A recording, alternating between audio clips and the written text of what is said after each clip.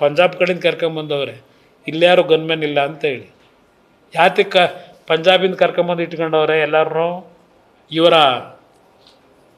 ನಡೆಸ್ತಾರಲ್ಲ ಅಂದಾ ದರ್ಬಾರು, ಹೊರಗಡೆ ಬರಬಾರ್ದು ಅಂತಲ. ಇಲ್ಲಿ ಯಾರು ಸಿಗ್ತಿರಲಿಲ್ವ ಗನ್ಮ್ಯಾನ್ಗಳು? ಯಾರು ಅವ್ರಿಗೆ ಗನ್ ಇಟ್ಕೊಳ್ಳೋದಕ್ಕೆ ಪರ್ಮಿಷನ್ ಕೊಟ್ಟರು? ಯಾರು ಕೊಟ್ಟಿರೋರು? ಯಾರು ಗನ್ ಇಟ್ಕೊಳ್ಳೋದಕ್ಕೆ ಅವ್ರಿಗೆ ಎಲ್ಲರಿಗೂ?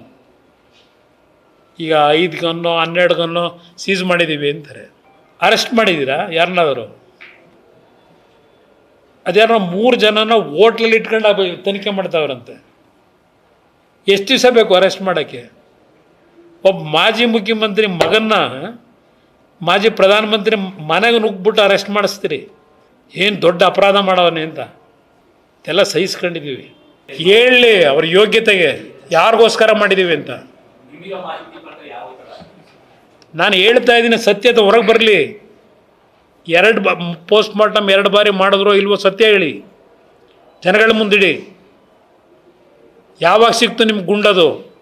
2ನೇ ಬಾರಿ ಸಿಕ್ತು, 1ನೇ ಬಾರಿಗೆ ಸಿಕ್ತು? ತನಿಖೆ ನ್ಯಾಯಯುತವಾಗಿ ಆಗಬೇಕು ಅಂದರೆ CBI ಕೊಟ್ಟರು ಒಳ್ಳೆಯದು. ಅದು ಬಿಟ್ಟರೆ ನಿಮ್ಮ ಜಡ್ಜು ರಿಟೈರ್ಡ್ ಜಡ್ಜ್ಗೆ ಕೊಟ್ಟರೆ ಏನಾಯ್ತದೆ? ಜುಡಿಷಿಯರಿ ಏನಾಯ್ತದೆ? ಏನೂ ಆಗಲ್ಲ. ನೋಡಿಲ್ವ ಇಲ್ಲಿ 11 ಜನ ಸ್ಟ್ಯಾಂಪ್ ಹಿಡ್ದು, ಒಂದು ಕಡೆ ಮ್ಯಾಜಿಸ್ಟ್ರೇಟ್ ತನಿಖೆ, ಇನ್ನೊಂದು ಕಡೆ ಅದು ಯಾರೋ ದೊಡ್ಡ ಇವ್ರ ತನಿಖೆ ನಡೆಸಿ ಏನು ಮಾಡಿದ್ರು?